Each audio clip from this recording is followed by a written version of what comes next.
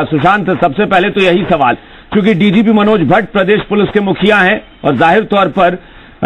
ये उनके लिए एक बहुत बड़ा मौका है कि एक बड़ी कामयाबी मिली है। कहा जा रहा है कि एक्सटेंशन मिल सकता है।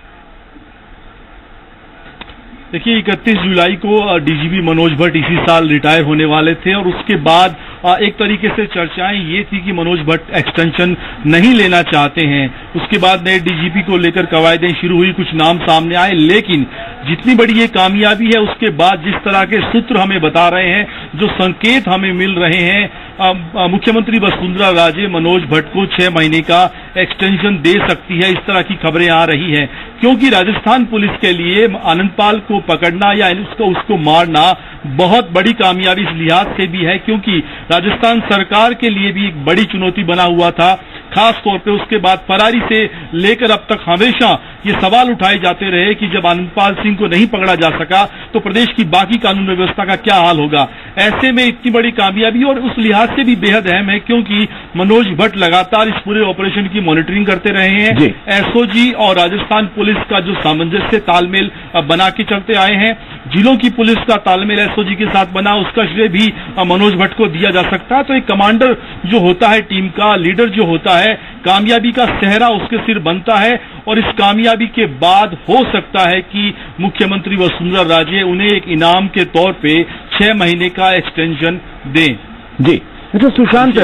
चूंकि डीजीपी मनोज भट्ट से आपका मिलना भी होता रहा है, आप उनकी कार्यशैली को जानते हैं, उनका कार्य देख चुके हैं, क्या लगता है क्या खूबी है दबाव नहीं होना? चूंकि आपने खुद बोला कि आनंदपाल की फरारी और पौने 2 साल तक उसका पकड़ में नहीं आना, ये तमाम चीजें कई बार आपको बैकफुट पर ले आती हैं, कई बार प्रेशर में आ जाते हैं, कई बार दबाव झेलना मुश्किल होता है क्योंकि सवाल भी उठ रहे होते हैं। ऐसे में क्या माना जाए कि डीजीपी मनोज भट्ट जो हैं वो दबाव को झेलने में सक्षम रहे, उसके बावजूद बहुत अच्छे से उन्होंने टीम का नेतृत्व किया और इतनी बड़ी कामयाबी हासिल की?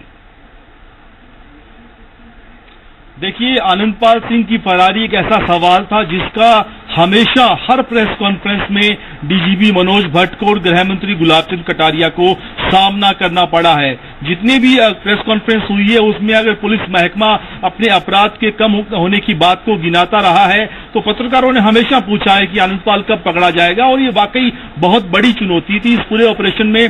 देखिए, सबसे बड़ी शैली ये भी है मनोज भट्ट की बहुत काम शांत रहने वाले अधिकारी हैं, बिल्कुल टीम लीडर की तरह काम करते हैं, सभी विभागों को साथ लेकर काम करते हैं और एसओजी की कमान आईजी दिनेश एमएन को देने के पीछे भी उनका एक डिसीजन रहा है, उनका योगदान रहा है और उसकी कामयाबी आज सबके सामने है। साथ ही गृह मंत्री गुलाब चंद कटारिया ने भी हमेशा अपनी टीम पे विश्वास जताया है। अब से कुछ देर पहले हमने उनसे बात की तो उन्होंने बताया कि मुझे लोगों ने आनंदपाल बना दिया था सवाल पूछ के, लेकिन हमेशा मेरी टीम पे विश्वास था और मुझे उम्मीद थी कि बुराई का अंत जरूर होगा। हालांकि एक टीस जरूर थी कि आनंदपाल को जिंदा पकड़ना चाहते थे, लेकिन जिस तरीके के हालात बने वो उसमें संभव नहीं हो पाया। रात को करीब 10:15 बजे, अभिषेक मैं आपको बताऊं, गृह मंत्री गुलाब चंद कटारिया सो जाते हैं, उनका डेली का रूटीन है, लेकिन 12 बजे के करीब उनके पास मुख्यमंत्री वसुंधरा राजे का फोन आता है, वो उनको बधाई देती हैं और इस पूरी राजस्थान पुलिस की कामयाबी का सेहरा उनके सिर बांधती हैं। ये बहुत बड़ी बात है क्योंकि प्रदेश के मुखिया अगर गृह विभाग के मुखिया को इस तरीके से रात को फोन करती है तो निश्चित तौर पे ये बात काबिले तारीफ है। और उसके बाद उन्होंने अपनी टीम के बारे में पूछा, जो घायल हुए उनकी कुशलक्षेम ली और अब से कुछ देर बाद वो हो सकता है